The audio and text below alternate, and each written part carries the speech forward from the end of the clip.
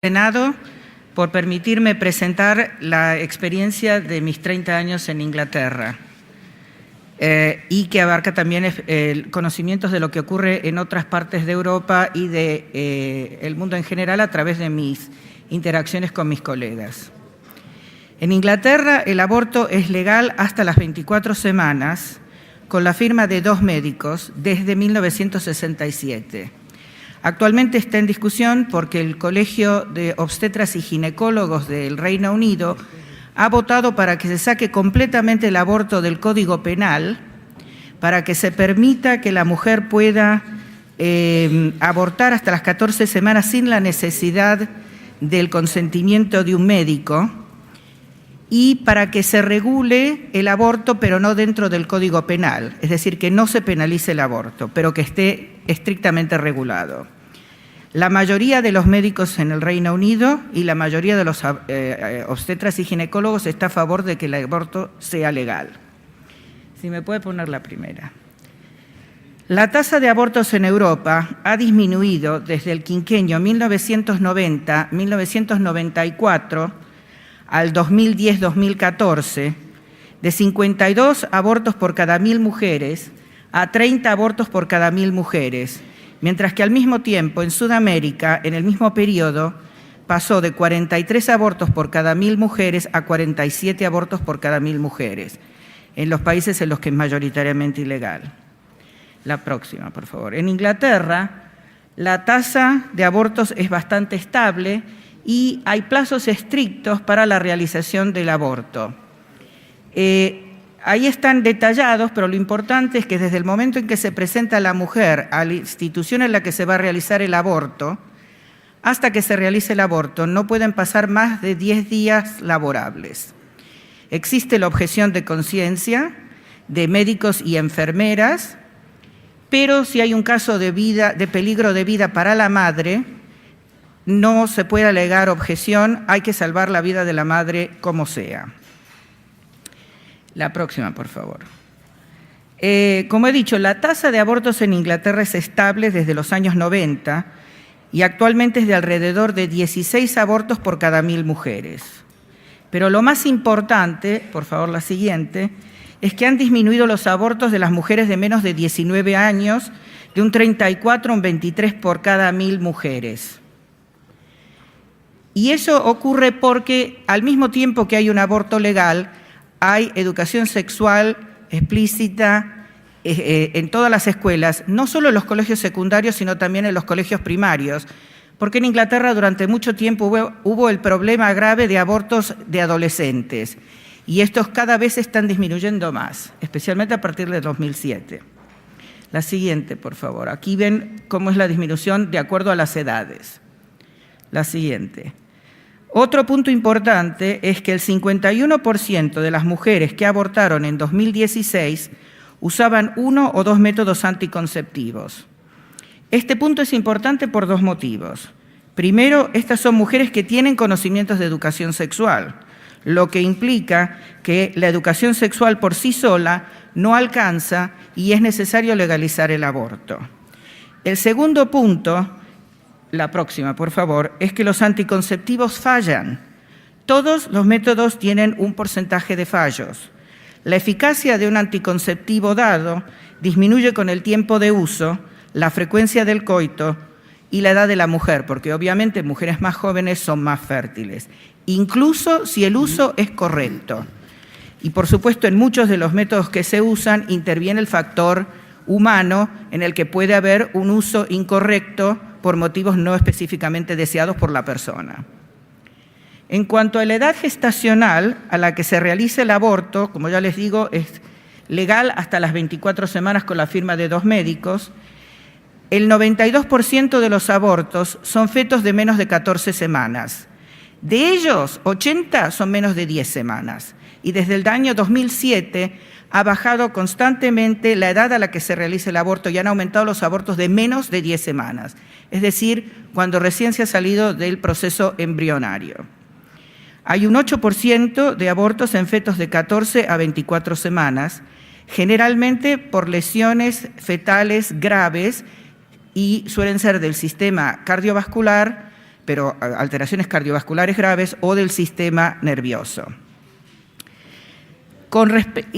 Hay ocasionalmente abortos después de las 24 semanas, pero son casos muy puntuales y son por enfermedades fetales letales, en las cuales si el feto naciera moriría ahogado o tendría convulsiones que no le permitirían sobrevivir y que no se pueden tratar con medicamentos. Con respecto a las muertes por aborto, mientras que en Argentina hubo 43 muertes por aborto en un año, en Inglaterra hubo 2 muertes por aborto en 5 años. Los abortos hasta las 10 semanas se hacen con misoprostol y mifepristona, y acá a lo mejor puedo responder lo que el doctor no pudo responder. Lo que se prohibió en Francia fue el Cytotec, que es misoprostol 200 microgramos. Y la razón es porque para hacer un aborto se necesitan 25 microgramos, y es muy difícil partir una pastilla en 8 partes. Ahora se están empezando a usar otra marca que son pastillas de 25 microgramos. En Inglaterra se sigue usando, y se sigue usando incluso para abortos más tardíos, por ejemplo, de muerte fetal, que llevan un feto muerto 8 semanas, se hacen con misoprostol y mifepristona. Y para cualquier inducción del embarazo, del parto, porque eso es lo que hacen, inducen el parto. Según el Real Colegio de Obstetras y Ginecólogos, solamente un 5% de abortos médicos son incompletos y requieren una intervención posterior. Es decir, que el 95% en el que se da una pastilla a 24 y 48 horas y se controla a la mujer, se hace bajo el sistema de control, no tienen ningún tipo de riesgo. Un 5% requieren otra intervención posterior. De hecho, la próxima, por favor. A mí también, cámbiame, por favor. Ahí están los riesgos que puede haber.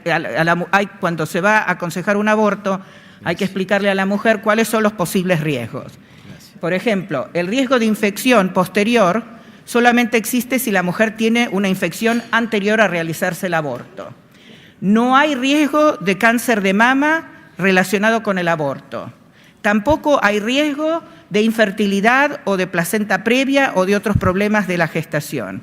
Y hay una asociación relativamente tenue con partos un poco prematuros. Y de ahí estoy hablando de partos que pueden ser de 36 semanas. 36 semanas es un parto prematuro, es un prematuro tardío, no de prematuros tempranos.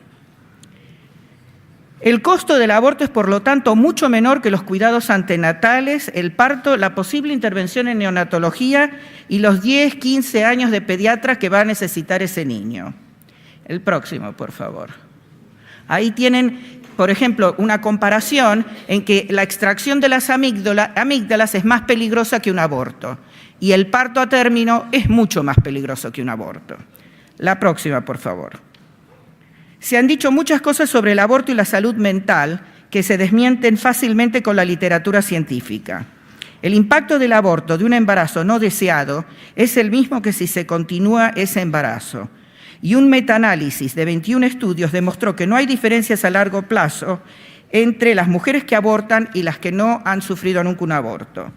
Les recomiendo leer el análisis publicado en el año 2011 de la Academy of Royal Colleges, en la cual han participado el Colegio de Obstetras, Psiquiatras, etc. La próxima. Finalmente quiero hablar sobre el desarrollo y la fisiología fetal, que tiene que ver con el incremento que estábamos hablando de el estado moral y legal del feto. Para que se forme un cigoto se necesitan un óvulo y un espermatozoide vivos.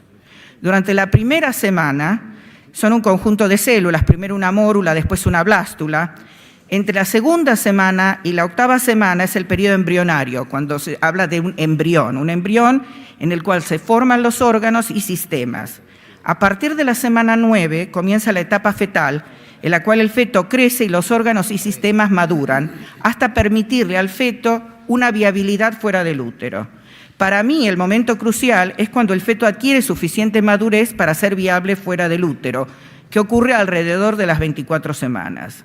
Los fetos no viables, la próxima por favor, no tienen desarrollo suficiente como para respirar. Lo que tenían antes era una imagen del desarrollo pulmonar, que es histología y tendría que pasar mucho tiempo explicando por qué no se puede intercambiar oxígeno, pero es así.